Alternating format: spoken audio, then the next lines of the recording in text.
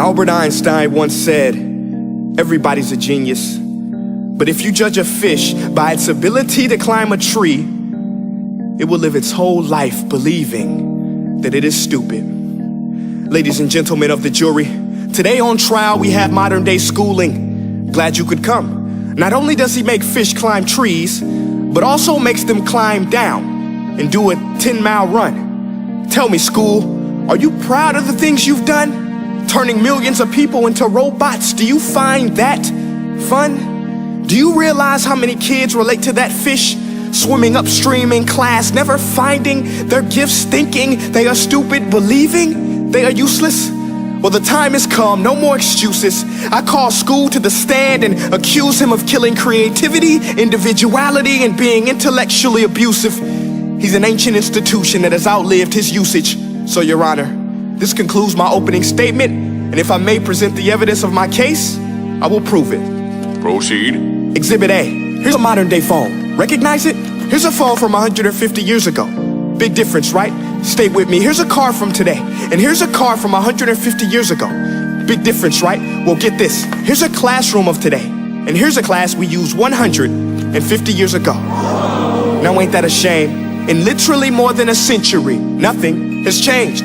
Yet you claim to prepare students for the future? But with evidence like that, I must ask, do you prepare students for the future or the past?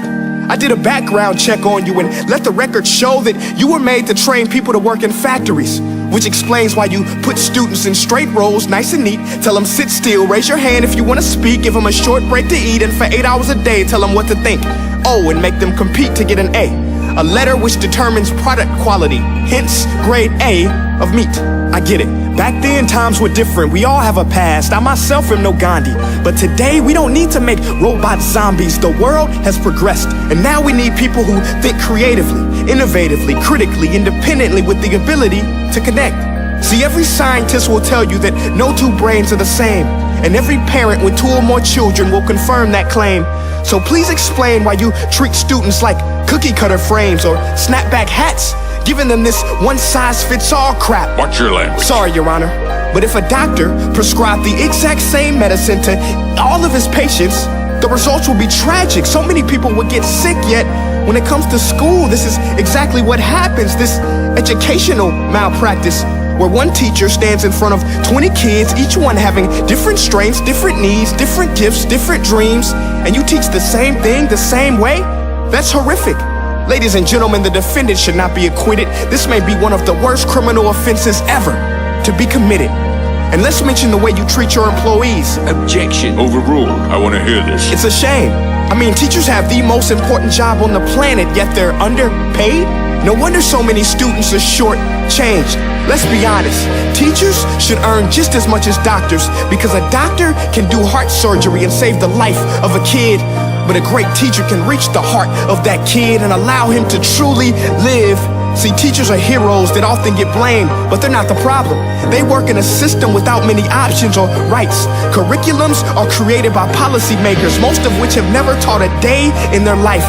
Just obsessed with standardized tests. They think bubbling in a multiple choice question will determine success. That's outlandish. In fact, these tests are too cruel to be used and should be abandoned, but don't take my word for it. Take Frederick J. Kelly, the man who invented standardized testing, who said, and I quote, "These tests are too cruel to be used and should be abandoned." Ladies and gentlemen of the jury, if we continue down this road, the results will be lethal. I don't have much faith in school, but I do have faith in people. And if we can customize healthcare, cars, and Facebook pages, then it is our duty to do the same for education, to upgrade it, change it, do away with school spirit, because that's useless. Unless we're working to bring the spirit out of each and every student, that should be our task. No more Common Core. Instead, let's reach the core of every heart in every class. Sure, math is important, but no more than art or dance. Let's give every gift an equal chance. I know this sounds like a dream, but countries like Finland are doing impressive things. They have shorter school days. Teachers make a decent wage. Homework is non-existent, and they focus on collaboration instead of competition. But here's the kicker, boys and girls. Their educational system outperforms every other country in the world.